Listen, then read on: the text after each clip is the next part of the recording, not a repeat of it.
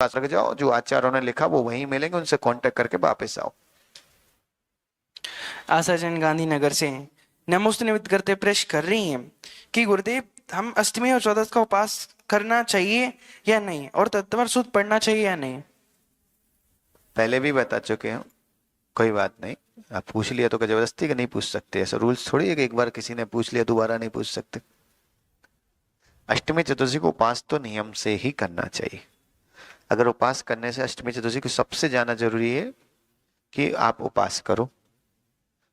नहीं हो रहा एक टाइम भोजन करो, नहीं हो रहा 2 टाइम करो, नहीं हो रहा 6 टाइम करो, नहीं हो रहा तो कम से कम इतना करो कि रात में मत करो। करो तो सही, कुछ तो करो। क्यों? क्योंकि ये पर्व नहीं है, ये अशुभ तिथियां हैं। इन तिथियों में कसाय और वासनाएं बहुत भड़कती हैं। तो उस समय शरीर को जितना कम ईंधन, देखो गाड़ी कब भगती, जब ईंधन होता है। तो ईंधन मत दो, भोजन क्या हमारे शरीर को चलाने का ईंधन है। उसमें ईंधन नहीं डालोगे तो गाड़ी नहीं चलेगी, तेल नहीं डालोगे तो गाड़ी कहाँ चलेगी। उसी तरह शरीर को भोजन नहीं दोगे तो वासनाएं कसाएं अपने आप कम हो जाती हैं। पर विश्वास रखना, जिस दिन उपास हो और उस दिन कोई किसी की चुगली करे, कोई किसी की निंदा करे, तो कहे हटाओ यार, आज तो उपास है, आज नहीं सुनना, कल आना।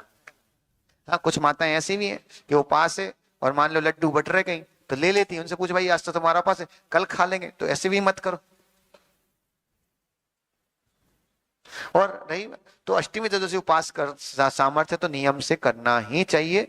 अब रही बात तत्वाशुद्ध की, तो तत्वाशुद्ध जी नहीं पढ़ना चाहिए, ऐसा पूज्य गुरुदेव बोलते थे। क्योंकि अष्टमी चतुर्दशी, परुषण की अष्टमी चतुर्दशी छोड़ के बाकी किसी भी अष्टमी चतुर्दशी में तत्वाशुद्ध नहीं पढ़ो, क्योंकि परुषण में 10 दिन पढ़ने की परंपरा, इसलिए। और हो सके तो आप सप्तमी को 2 बार पढ़ लो, नवमी को 2 बार पढ़ लो, तो आपका अष्टमी का कवर हो जाएगा।